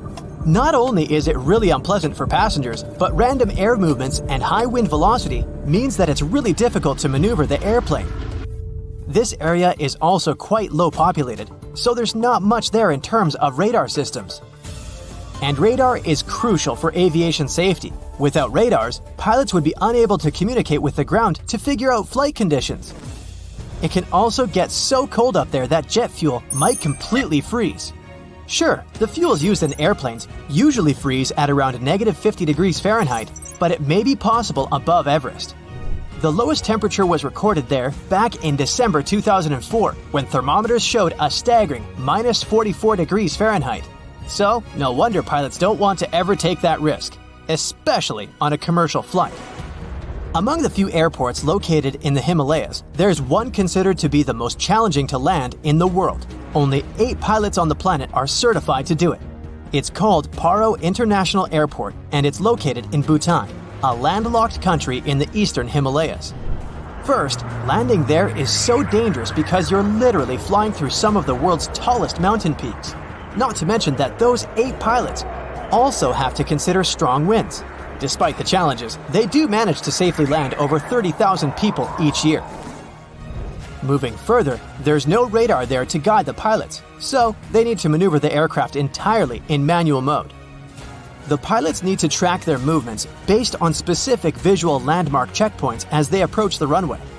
Moreover, flights are only allowed there during daylight hours and under good visibility. These pilots also need to watch out for utility poles and roofs on the hillsides too. It means they often squeeze their planes between mountain peaks at 45-degree angles before dropping quickly onto the runway. No wonder only 2 airlines fly to Paro International Airport. Apart from these commercial pilots, there are specially trained helicopter rescue pilots who spend most of their career at 20,000 feet in the sky. Most of the time, they partner with equally experienced climbers who train by crossing the Khumbu icefall. It's dubbed the most dangerous square mile on the planet. Made up of ice pillars as tall as a 6-story building, this huge stretch of the glacier on Everest's western side is filled with bottomless ice holes. It takes between 4 to 12 hours to get from one edge of the icefall to the other, depending on the experience of the climber. You may think it's a pretty serene location since you're literally only surrounded by ice and snow, but these local professionals claim otherwise. One Everest veteran said that the noise was actually the worst part of the job. The mountain produces awful squeaking sounds and sometimes even sighs. It often makes people feel like it's talking to them, warning them about the treacherous environment. Mount Everest isn't the only no-fly zone in the world. Surprisingly, Disney parks are also part of this exclusive club. So you won't ever be able to look out of your plane window and see the beauty of fairy tale castles from up above. In recent years, a lot of crowded tourist attractions, including Disney parks, have increased their security measures to make sure their visitors are as safe as possible. As such, no aircraft is allowed to fly within 3,000 feet of Disneyland in California or Walt Disney World in Florida. It was initially a temporary ban, but this rule became permanent back in 2003. Some other places don't have planes flying over them because of their historical importance, like Machu Picchu, located in the Peruvian Andes Mountains. There's also a large number of rare wildlife species and plants that grow exclusively in this area. It's crucial that they're protected as well as possible. What does it have to do with planes not flying over that area? Firstly, it reduces the volume of harmful chemicals in the area. Secondly, if a plane ever needed to perform an emergency landing in this location, it'd cause irreversible damage to buildings and wildlife. Surprisingly, planes can fly over the Greek Parthenon in Athens, but with one condition: not to get closer than 5,000 feet above it. This way, the historical building is kept a bit more protected from any emergency landings, since there are specially designated areas around it. You won't be able to see the Taj Mahal from above either, since it's one of the most important, oldest, and most beautiful pieces of architecture in the world. It also needs added security features. This building dates back to the 1600s. UNESCO announced it a World Heritage Site in 1983. The Indian authorities set up a no-fly zone above it in 2006. They did it to safeguard not only the building itself, but also the crowds of tourists that come there each year, 7 to 8 million people. Buckingham Palace is well known for being the residence of British monarchs. So, for the Queen's security, a no-fly zone was set up here too. Planes aren't allowed to fly over Windsor Castle either, to make sure the royal family is equally protected. Other important British buildings with no-fly zones include Number 10 Downing Street, the British Prime Minister's official residence and office, and the Houses of Parliament. George Washington's home in Mount Vernon, Virginia, can only have planes flying above it at more than 1,500 feet.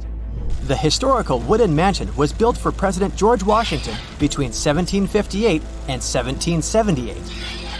Unfortunately, the building has seen a lot of damage over the years. So, in an effort to preserve it better, authorities decided to prohibit vibrations produced by flying aircraft. That's why another no-fly zone was established there. It covers the airspace above this National Historic Landmark.